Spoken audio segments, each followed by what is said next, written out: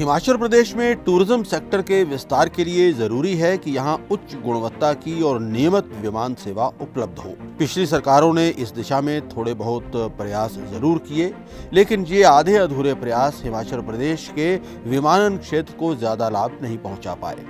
वर्तमान सुक्खू सरकार ने इस दिशा में जो कदम अब तक बढ़ाए हैं, उससे कुछ उम्मीद जरूर बन रही है। हालांकि ये एक ऐसा क्षेत्र है जहां अकेले राज्य सरकार कुछ बहुत ज्यादा नहीं कर सकती। केंद्र सरकार के सहयोग से ही यहां विमान सेवाओं का विस्तार किया जा सकता है। मौजूदा विधानसभा सत्र में इस मुद्दे को लेकर रोचक बहस हुई।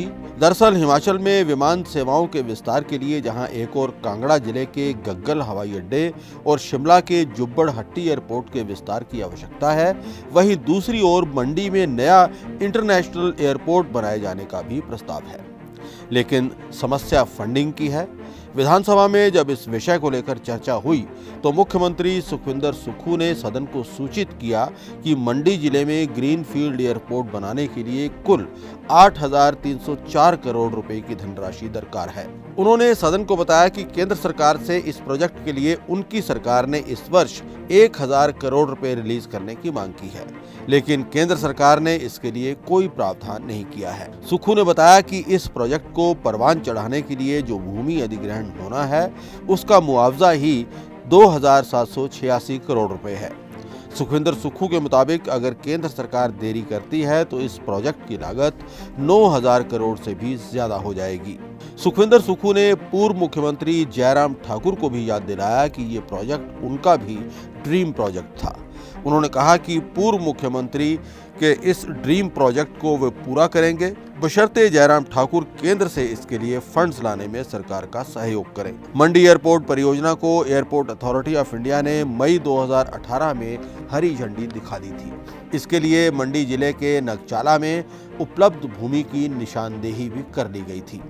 जनवरी 2020 में एयरपोर्ट अथॉरिटी ऑफ इंडिया और हिमाचल सरकार ने एक समझौते पर हस्ताक्षर कर दिए थे।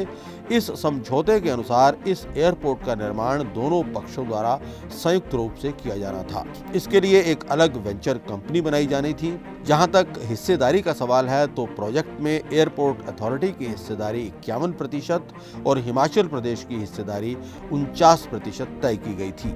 इस एयरपोर्ट की डीपीआर यानी डिटेल्ड प्रोजेक्ट रिपोर्ट बनकर तैयार हो चुकी है। इस रिपोर्ट के अनुसार इस प्रोजेक्ट पर साल 2023 में काम शुरू होना चाहिए और साल 2026 तक इसे पूरा हो जाना चाहिए। लेकिन जिस ढुलमुल रफ्तार के साथ ये प्रोजेक्ट आगे बढ़ रहा है, उससे कोई ज्यादा उम्मीद जग नहीं रही है। साल 2023 में इस प्रोजेक्ट पर काम शुरू होना अब काफी मुश्किल लग रहा है। बात अगर प्रदेश के एकमात्र नियमित रूप से ऑपरेशनल गग्गल एयरपोर्ट की करें तो यहां भी विस्तार की योजना अरसे से बन रही है, लेकिन किसी न किसी कारणवश विलंब होता जा रहा है। राज्यसभा में हिमाचल प्रदेश से सांसद इंदु गोस्वामी के एक सवाल का जवाब देते हुए नागरिक विमानन राज्य मंत्री जनरल वीके सिंह ने बताया है कि कांगड़ा के गग्गल एयरपोर्ट का विस्तार 2 चरणों में किया जाएगा। पहले चरण में यहां की हवाई पट्टी की लंबाई 1.9 किलोमीटर कर दी जाएगी, जबकि दूसरे चरण में इसकी लंबाई 3.1 किलोमीटर कर दी जाएगी।